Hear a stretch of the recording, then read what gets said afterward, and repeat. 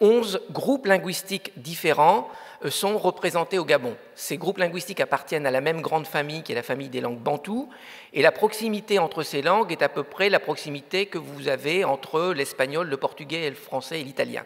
Cette carte vous montre la localisation des 50 langues qui sont parlées au Gabon. Donc ces 50 langues sont parlées essentiellement par des agriculteurs, mais il y a aussi environ 2000 individus au Gabon qui sont des chasseurs-cueilleurs, que l'on appelle souvent les pygmées. Alors, juste pour vous montrer le problème extrêmement grave rencontré au Gabon, sur les 50 langues du Gabon, il y en a 10 qui ont 100 locuteurs ou moins de 100 locuteurs, et il y en a 25, c'est-à-dire la moitié des langues du pays, qui ont moins de 1000 locuteurs. Donc juste sur cet unique paramètre de nombre de locuteurs, vous voyez que la diversité linguistique du Gabon est extrêmement menacée. Et non seulement il y a peu de locuteurs, mais le nombre de locuteurs est en recul pour différentes raisons. La première raison, c'est que la plupart des individus au Gabon vont dans les grandes villes, et en particulier dans Libreville et dans Port-Gentil, qui est la capitale économique, donc quittent les villages. En quittant les villages et en se regroupant dans ces grands centres urbains, les mariages sont souvent interethniques, et puisque les mariages sont interethniques, on ne parle pas la langue, on ne parle plus en tout cas la langue ni du père ni de la mère aux enfants dans ces grands centres urbains, et on parle en général le français, qui a un rôle important, qui donne un statut particulier aux Gabonais qui maîtrisent cette langue, et c'est aussi la langue qui est utilisée dans l'éducation. Les langues que nous avons choisies pour cette petite présentation sont le Mpongwe, le Benga, une toute petite ethnie que j'ai découverte récemment, les Akélé des lacs. Et puis, je terminerai avec une ethnie où il y a un grand nombre de locuteurs, le Pounou. Juste pour vous donner une idée de la localisation de ces 4 langues, le Mpongwe est parlé ici dans la capitale, le Benga est parlé ici. Ensuite, je vous parlerai des Akélé qui sont ici, et ensuite des Pounou qui sont ici. Le Mpongwe est une langue intéressante. C'est la première langue qui a été...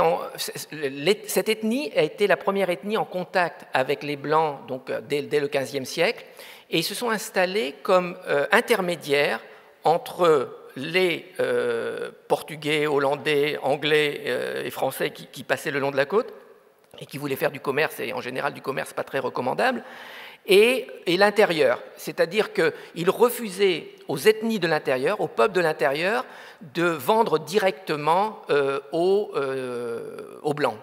Évidemment, il y avait un prélèvement commercial important, mais ils se sont toujours considérés au Gabon comme étant les plus, mettez autant de guillemets que vous le souhaitez, les plus civilisés. Et ils ont gardé cette attitude ancienne de hiérarchie par rapport aux autres ethnies.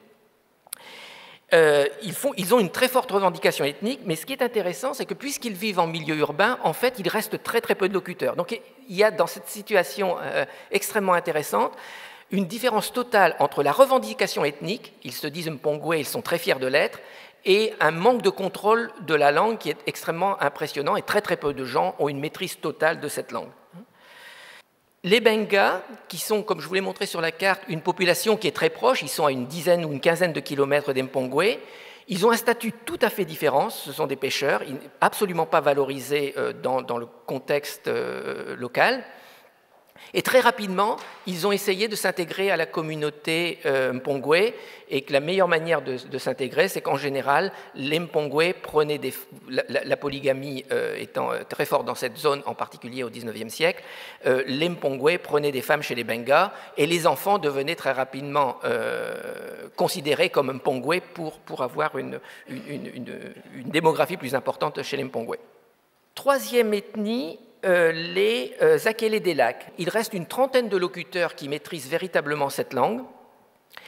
Et ce qui est intéressant, c'est que le groupe qui contient ce groupe linguistique Akélé est dispersé sur l'ensemble du territoire du Gabon. Et on ne sait pas, on n'a pas une très bonne idée de la manière dont cette ethnie s'est dispersée sur le Gabon. On n'a pas une très bonne idée des routes migratoires. Mais je vais vous montrer avec des images vidéo des informations intéressantes que nous avons pu recueillir en tradition orale.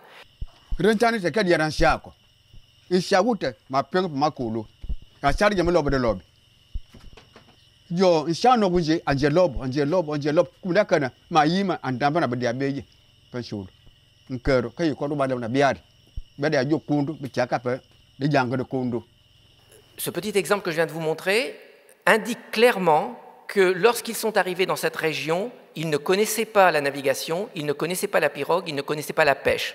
Donc ça permet aux historiens, aux linguistes, aux anthropologues d'en conclure que leur migration, contrairement à ce qui a été dit par certains chercheurs il y a quelque temps, ne s'est pas passée par le réseau hydrographique, mais s'est passée par la terre. Donc vous voyez, au détour d'un conte, au détour d'une législation de tradition orale, on peut arriver à reconstruire des éléments qui permettent d'avoir une idée plus précise de l'histoire de ces populations à tradition orale. Vidéo suivante. Ok. J'appelle. Impana kumbugwese ni abdiama yembo na ban beyo bash manje shobri tatelem alem boye ka kurkan jambi shamu bidina jambi basha ko buwata bino kan jambi baka ba bino bishapa kan bino kan jambi baka ba bino bishapa kan ka ko wariana jampanga pumana pundu ibakare Juste un mot là-dessus. Le conte dure environ une demi-heure. On n'a pas pu vous montrer l'ensemble du conte, mais en gros, l'histoire est très intéressante. C'est l'histoire du père de la tribu, mais qui est en même temps un dieu, qui meurt et il faut l'enterrer. Et pour cet enterrement, on discute, il y a beaucoup de péripéties avant d'en arriver là, mais on discute comment on va le découper et comment on va le manger.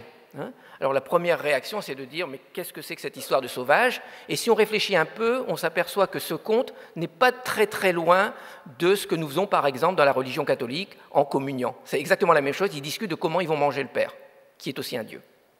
On va terminer avec cette langue, le Pounou, qui est l'une des langues les plus importantes au Gabon, parlée par un grand nombre de locuteurs, plus de 100 000 locuteurs, et au Gabon c'est extraordinaire. Et la raison pour laquelle nous avons choisi cette langue, alors qu'on est en train de travailler sur les langues en danger, c'est parce que même dans ces langues où il reste encore plus de 100 000 locuteurs, la richesse de la tradition orale est en train de disparaître. Quand j'ai commencé à travailler au Gabon, j'avais un de mes thésards qui, en 1993, a travaillé sur l'épopée fondatrice des Pounous, qui s'appelle le Mumbuang, et on a voulu voir ce qu'il en restait en 2009. Et nous avons cet été passé beaucoup de temps à retrouver des conteurs qui connaissaient des petits morceaux de cette épopée, qui est considérée comme une épopée fondatrice. Donc c'est quand même extraordinaire qu'en moins de 20 ans, ce mythe fondateur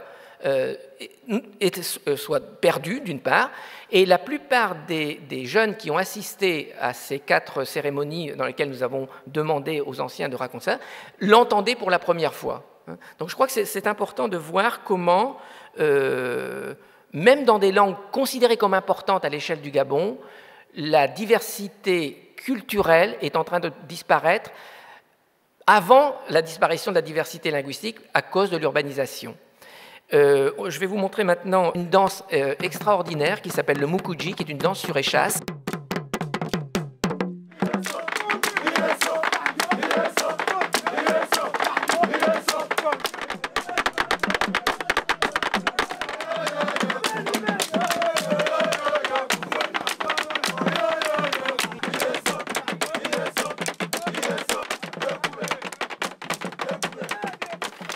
Oui, juste pour terminer, normalement sur le masque, il y a des scarifications avec 9 points sur chaque tempe et sur le front.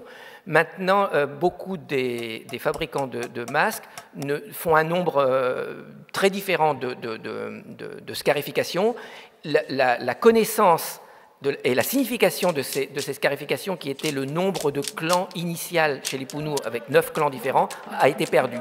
Et sur beaucoup des aspects des significations anciennes, la danse a encore lieu, mais la signification est perdue. Voilà, merci.